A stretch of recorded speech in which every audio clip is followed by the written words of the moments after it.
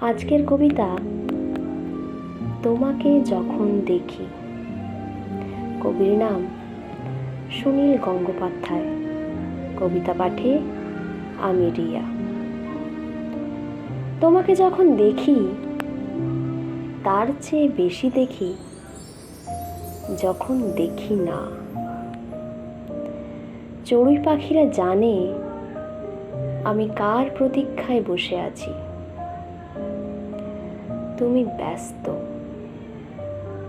তুমি একা, তুমি অন্তরাল ভালোবাসা।